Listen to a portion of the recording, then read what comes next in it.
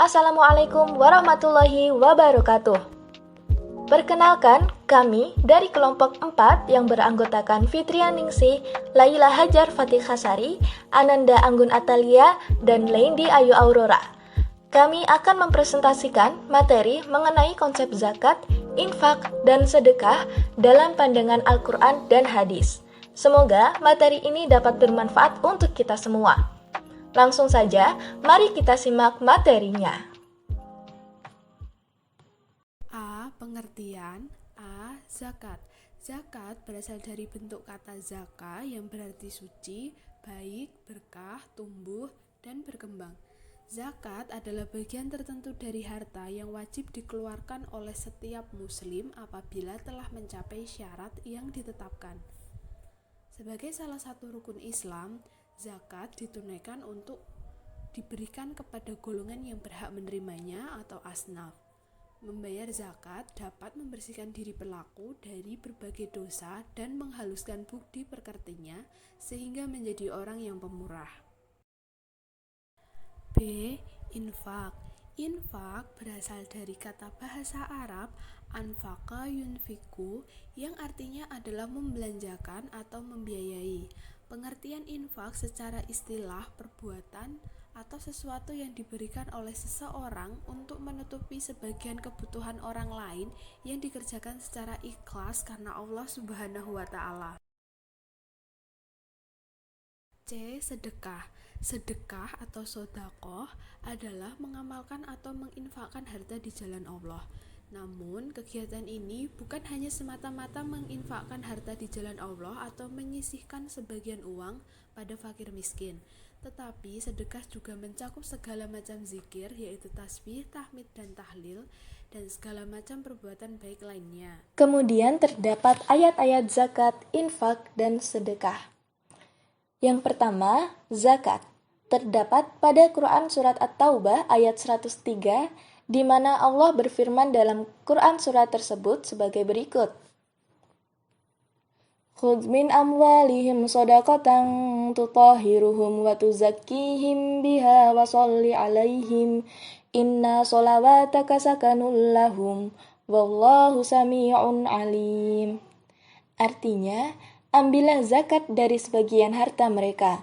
Dengan zakat itu kamu membersihkan dan mensucikan mereka dan mendoalah untuk mereka. Sesungguhnya doa kamu itu menjadi ketentraman jiwa bagi mereka. Tafsir Ibnu Katsir dari Ismail bin Umar Al-Quraisy bin Katsir. Allah Subhanahu wa Ta'ala memerintahkan Rasul-Nya untuk mengambil zakat dari harta mereka guna membersihkan dan mensucikan mereka melalui zakat itu. Pengertian ayat ini umum, sekalipun sebagian ulama mengembalikan damir yang terdapat pada lafaz amwalihim kepada orang-orang yang mengakui dosa-dosa mereka dan yang mencampur baurkan amal soleh dengan amal buruknya. Mereka berhujah dengan firman Allah Subhanahu wa Ta'ala yang mengatakan, ambillah zakat dari sebagian harta mereka hingga akhir ayat. Pemahaman dan takwil yang rusak ini dijawab dengan tegas oleh Khalifah Abu Bakar As-Siddiq dan sahabat lainnya dengan memerangi mereka, hingga mereka mau membayar zakat kepada Khalifah, sebagaimana dahulu mereka membayarnya kepada Rasulullah SAW. Hingga dalam kasus ini, Khalifah Abu Bakar radhiyallahu anhu pernah berkata, demi Allah, seandainya mereka membangkang terhadapku, tidak mau menunaikan zakat ternak untanya yang biasa mereka tunaikan kepada Rasulullah SAW, maka sungguh aku benar-benar akan memerangi mereka karena pembangkangannya itu. Terdapat juga pada Quran Surat Al-Baqarah ayat 277 yang berbunyi, Innal ladzina amanu wa 'amilus shalihati wa aqamus sholata wa atuz zakata lahum ajruhum 'inda rabbihim wala khaufun 'alaihim wala hum yahzanun. Sungguh, orang-orang yang beriman mengerjakan kebajikan, melaksanakan sholat, dan menunaikan zakat, mereka mendapat pahala di sisi Tuhannya. Tidak ada rasa takut pada mereka dan mereka tidak bersedih hati. Kitab Aisarut Tafasir dari Syekh Abu Bakar Jabil Al-Jazairi, mudaris tafsir di Masjid Nabawi. Pada ayat 277 terdapat janji Allah yang benar dan kabar gembira bagi orang-orang yang beriman dan beramal soleh, serta mendirikan sholat sebagaimana yang diperintahkan dan memberikan zakat. Bahwa mereka akan mendapatkan pahala yang cukup di sisi Rabb-Nya dan akan menerimanya pada saat membutuhkannya di hari kiamat. Mereka tidak akan merasakan takut terhadap apa yang akan dihadapinya dalam kehidupan dunia dan akhirat, serta tidak bersedih juga baik di dunia maupun di akhirat. Fi infak wa anfiqu fi sabilillahi wa la tulqu bi aydikum ila tahlukati wa ahsinu innallaha yuhibbul muhsinin, yang artinya, infakkanlah hartamu di jalan Allah dan janganlah kamu jatuhkan diri sendiri ke dalam kebinasaan dengan tangan sendiri, dan berbuat baiklah. Sesungguhnya Allah menyukai orang-orang yang berbuat baik. Quran Surat Al-Baqarah ayat 195. Tafsir Al-Muyassar atau Kementerian Agama Saudi Arabia. Dan teruslah kalian, wahai orang-orang mukmin, menginfakkan harta demi membela agama Allah dan jihad di jalannya. Dan janganlah kalian menjerumuskan diri-diri kalian ke dalam tempat-tempat kebinasaan dengan tidak berjihad di jalan Allah dan meninggalkan infak padanya. Dan berbuat baiklah kalian dalam berinfak dan taat kepada Allah. Dan jadikanlah amal soleh kalian seluruhnya murni karena mengharap wajah Allah. Sesungguhnya Allah menyukai orang-orang yang ikhlas dan berbuat baik. Kulli ibadiyalladzina amanu yuqimus salata wa yunfiqu mimma razaqnahum sirran wa alaniyatan min qabli an ya'tiya yawmun la bay'u fihi wa la khilal. Yang artinya, katakanlah Muhammad kepada hamba-hambaku yang telah beriman, hendaklah mereka menegakkan salat, menginfakkan sebagian rezeki yang kami berikan secara sembunyi atau terang-terangan sebelum datangnya hari ketika sudah tidak ada lagi jual beli dan persahabatan. Quran Surat Ibrahim ayat 31. Tafsir Al-Muyassar atau Kementerian Agama Saudi Arabia. Katakanlah wahai Rasul kepada hamba-hambaku yang beriman, agar mereka menjalankan salat dengan aturan-aturannya dan mengeluarkan sebagian yang kami berikan kepada mereka dalam pos-pos kebijakan yang wajib maupun yang sunnah, baik dengan sembunyi-sembunyi maupun terang-terangan. Sebelum hari kiamat datang, pada hari itu tidak akan bermanfaat tebusan maupun hubungan pertemanan. C. Sedekah dijelaskan dalam Quran Surat Al-Munafikun ayat 10 yang berbunyi, wa anfiqu mimma razaqnakum min qabli ayyatiya ahadakumul mautu fayaqula rabbi laula akhartani ila ajalin qarib fa asaddaqa wa akum minas sholihin, yang artinya, dan belanjakanlah sebagian dari apa yang telah kami berikan kepadamu sebelum datang kematian kepada salah seorang di antara kamu.